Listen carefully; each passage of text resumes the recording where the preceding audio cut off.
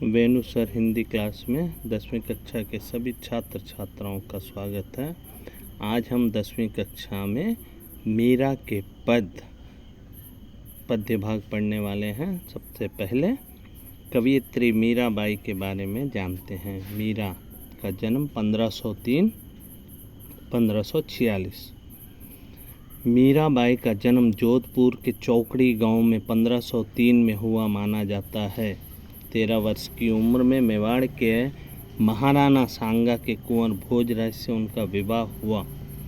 उनका जीवन दुखों की छाया में ही बीता। बाल्य अवस्था में ही मां का देहांत हो गया था।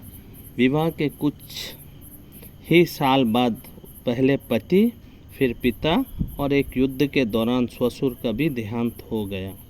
भौतिक जीवन से निराश मीरा ने घर परिवार त्याग दिया और वृंदावन में डेरा डाल पूरी तरह गिरधर गोपाल कृष्ण के प्रति समर्पित हो गई।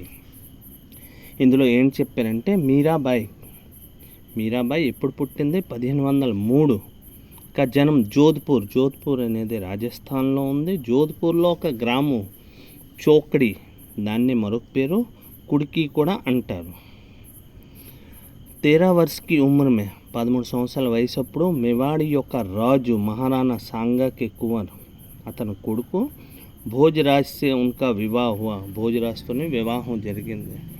మీరాబాయి పుట్టుకతోనే చాలా బాధలు అనుభవించింది। उनका जीवन दुखों की छाया में ही बीता। బాగా చిన్నప్పటి నుంచే బాగా కష్టాలు బాధల్లోనే ఆవిడ జీవితం అనేది సాగింది। బాల్య అవస్థ में मां का देहांत हो गया था।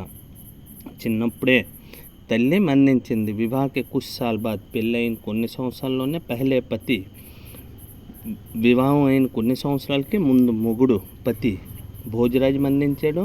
తర్వాత పిత తండ్రి రతన్ సింగ్ और एक युद्ध के दौरान ఒక యుద్ధంలోనే ముఘల్స్తో జరిగే యుద్ధంలోనే ససుర్ महाराणा सांगा కూడా మరణించారు। भौतिक जीवन से निराश मीरा ने घर परिवार त्याग दिया। భౌతికంగా అంటే ప్రత్యక్ష జీవితంలో నిరాశ చెంది మీరాబాయి ఇల్లు కుటుంబాన్ని పరివార్ కుటుంబాన్ని త్యాగ్ దియా, మొత్తం వదిలేసింది। और वृंदावन में ఇంకా అక్కడ నుంచి రాజస్థాన్ నుంచి వృందావన్ ఉత్తరప్రదేశ్లో ఉండే వృందావన్కి వచ్చి వృందావన్ में डेरा डाल लिया, ఆ ఊరికి వచ్చి అక్కడే ఉండిపోయింది। పూర్తిగా గిరిధర్ గోపాల్ కృష్ణ के प्रति समर्पित हो गए। శ్రీకృష్ణుడికి పూర్తిగా మిగతా జీవితం సమర్పించేసింది। मध्यकालीन भक्ति आंदोलन की आध्यात्मिक प्रेरणा ने जिन कवियों को जन्म दिया उनमें मीराबाई का विशिष्ट स्थान है।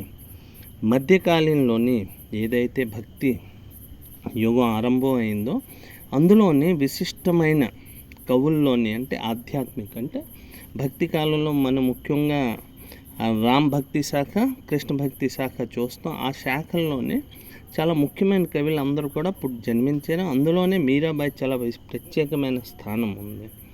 ఇన్కే పద్ పూరే ఉత్తర భారతదేశంలో అందరూ కూడా మీరాబాయి పద్యాలని పాడతారు।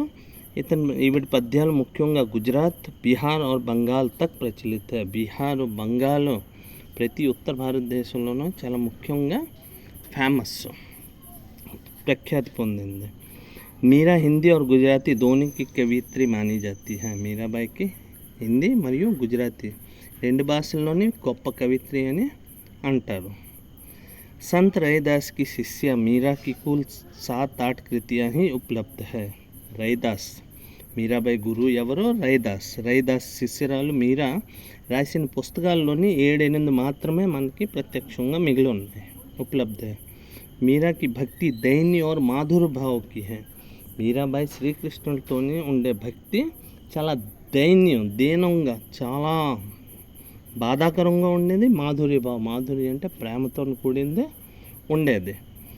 इन पर योगियों, संतों और वैष्णव भक्तों का सम्मिलित प्रभाव पड़ा। మీరాబాయి మీద యోగిలు, సంతులు, వైష్ణవ భక్తులు కూడా వీళ్ళందరి ప్రభావం మనకి క్లియర్గా కనిపిస్తుంది।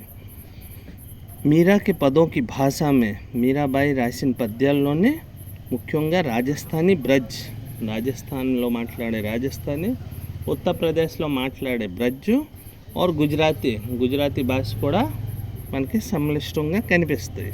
वहीं पंजाबी खड़ी बोली और पूर्वी के प्रयोग भी అదే విధంగా పంజాబీ ఖడీ బోలి హిందీకి సంబంధించిన మరొక భాష और పూర్వీ తూర్పుకాస్ భాష కూడా అందులోని క్లియర్గా మనకి కనిపిస్తుంది. ఇప్పుడు మనం నెక్స్ట్ पाठ प्रवेश चलो स्टूडेंट. पाठ प्रवेश में देखिए बच्चे, कहते हैं पारिवारिक संतापों से मुक्ति पाने के लिए मीरा घर द्वार छोड़कर वृंदावन में जा बसी थी और कृष्णमय हो गई थी. इनकी रचनाओं में इनकी आराध्य कहीं निर्गुण निराकार ब्रह्म, कहीं सगुण साकार गोपी वल्लभ श्री कृष्ण और कहीं निर्मोही परदेसी जोगी के रूप में संकल्पित किए गए हैं. वे गिरधर गोपाल के अनन्य और एकनिष्ठ प्रेम से अभिभूत हो उठी थी.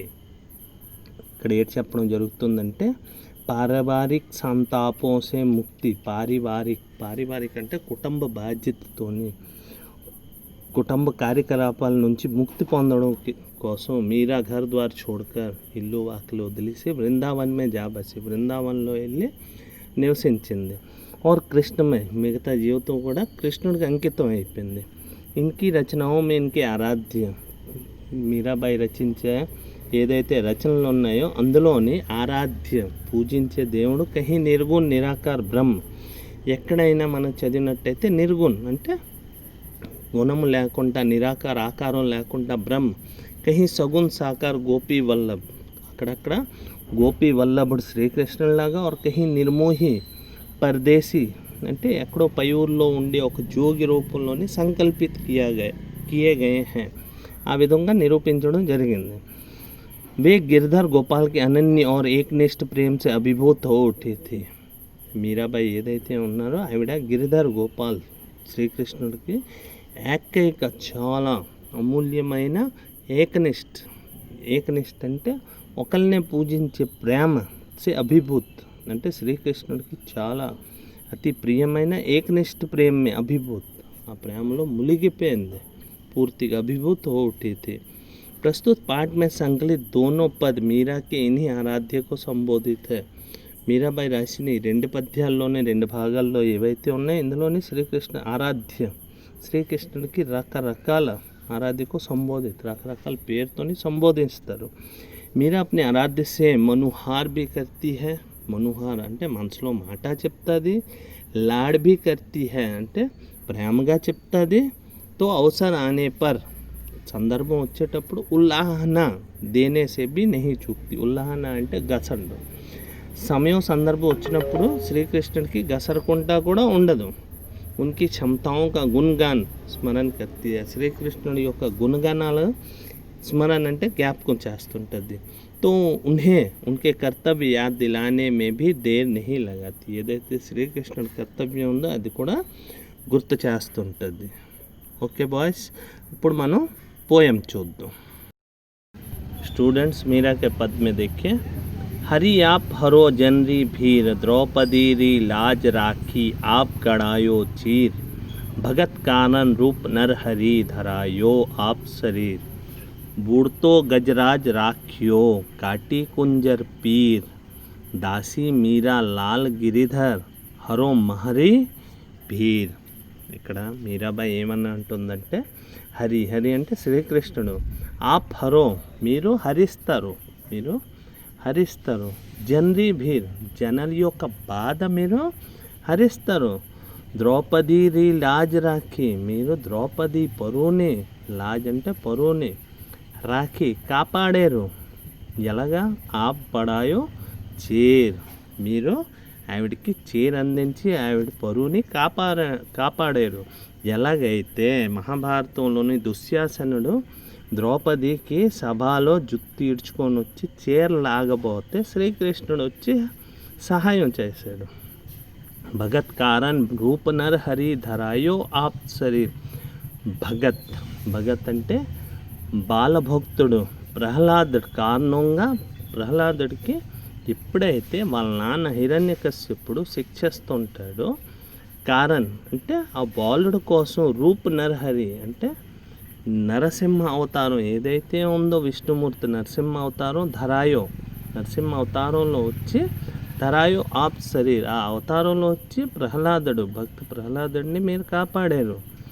బూడ్తో గజరాజ్ రాఖ్యో, బూడ్తో అంటే గజరాజ్ అంటే ఐరావత్ అంటే ఇంద్రుడి యొక్క వాహనం గజరాజ్, రాఖ్యో గజరాజ్ని మీరు కాపాడారు. కాటి తగ్గించి కుంజర్ పీర్ ఏనుగు యొక్క బాధని, ఏ విధంగా ఏనుగు కాలు ఎప్పుడైతే ఆ సరస్సులోని ఆ మొసలి పట్టేసుకుంటుందో అప్పుడు ఏనుగు గట్టిగా అరుస్తే విష్ణుమూర్తి వచ్చి ఆ బాధని, ఆ మొసల్ని చంపేసి ఆ బాధని తగ్గిస్తుంది. దాసి మీరా లాల్ గిరిధర్, ఇక్కడ దాసురాలు ఎవరు? మీరా. ఎవరికి? లాల్ గిరిధర్ శ్రీకృష్ణుడికి. ఆరో మారి బీర్, మా బాధలు కూడా తగ్గించండి. రెండో పద్యంలో చూడండి స్టూడెంట్స్, ఒకసారి చదువుతాను.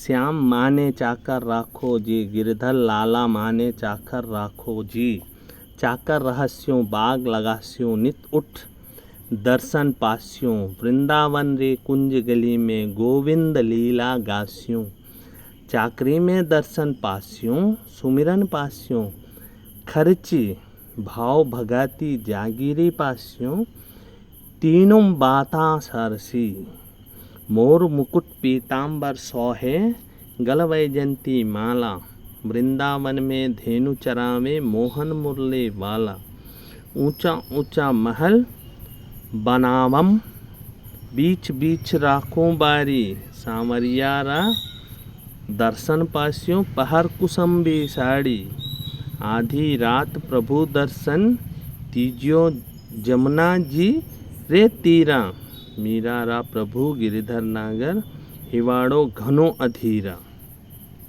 ఒకసారి మీనింగ్ చూద్దాం లైన్ టు లైన్. శ్యామ్ మానే చాకర్ రాఖోజీ, శ్యామ్ అంటే కృష్ణుడా, మానే నన్ను, చాకర్ రాఖోజీ నన్ను సేవకురాలుగా, నన్ను దాసిగా ఉంచుకోండి. గిరిధారి లాలా మానే చాకర్ రాఖోజీ, గిరిధారి లాలా నన్ను చాకర్ సేవకురాలుగా ఉంచుకోండి. చాకర్ రహస్యం, చాకర్ అంటే సేవకురాలుగా ఉంటూ, బాగ్ లగాస్యం, బాగ్ లగాస్యం అంటే మొక్కలు నేను పెంచుతాను. నిత్ ఉట్ దర్శన్ పాయం, ఆ మొక్కల్ని పెంచుతూ రోజు తెల్లవారు లెగిసి మీ దర్శనాన్ని పాస్యం పొందుతాను.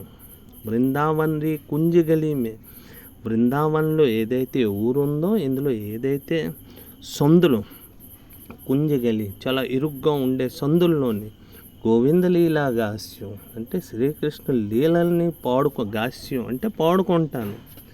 చాకరీ మే దర్శన్ పాస్యం అంటే మీ సేవ చేస్తూ మీ దర్శనాన్ని పొందుతాను, పాస్యం పొందుతాను. సుమిరన్ పాస్యం ఖర్చి, మిమ్మల్ని జ్ఞాపకం చేయడానికి ఏమీ ఖర్చు పెట్టక్కర్లేదు. ఖర్చి భావ భగాతి జాగరీ పాస్యం, మీ భావంలోని మీ భక్తిలోని జాగిరి అంటే నేను ఆస్తిని పొందుతాను. తీనో బాతా సర్సి, మూడు విషయాలు పూర్తి అవుతాయి.